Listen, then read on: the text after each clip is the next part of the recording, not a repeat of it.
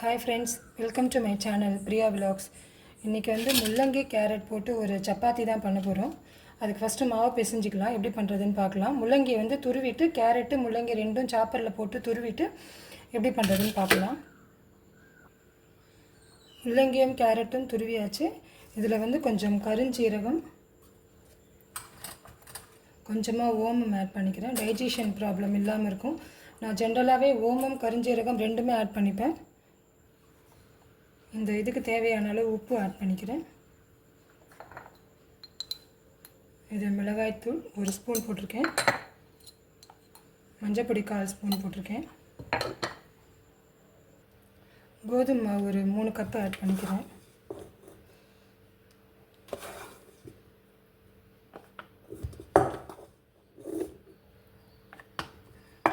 நம்ம வீட்டில் எத்தனை பேர் இருக்காங்களோ அதுக்கு தகுந்த மாதிரி நம்ம ஆட் பண்ணிக்கலாம். எல்லாமே ஆட் பண்ணியாச்சு. இப்போ மாவு பிசைஞ்சிட்டு வரேன். ஒரு 2 டேபிள் ஸ்பூன் ஆயில் விட்டுக்கிறேன்.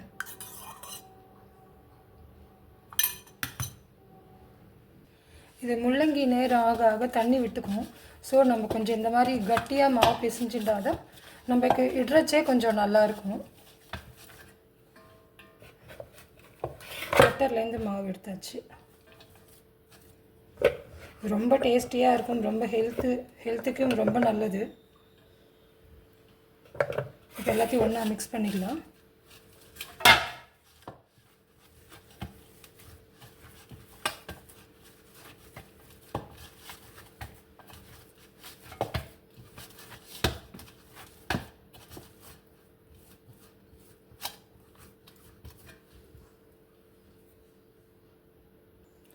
முள்ளங்கி கேரட் சப்பாத்தி மாவு ரெடி ஆகிடுச்சு.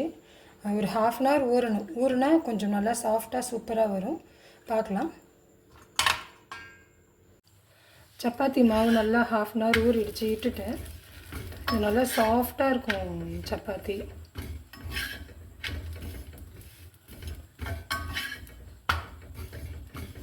முள்ளங்கி ஜென்ரலாகவே ரொம்ப உடம்புக்கு நல்லது.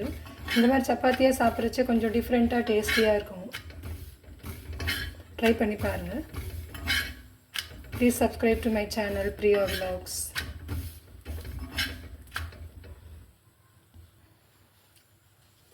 கொஞ்சமாக ஆயில் ஸ்ப்ரே பண்ணிக்கிறேன்.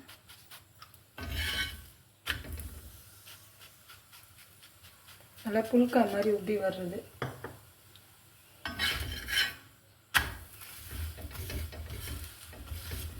நல்லா சாஃப்டாக இருக்கும். ட்ரை பண்ணி பாருங்கள். Thank you friends.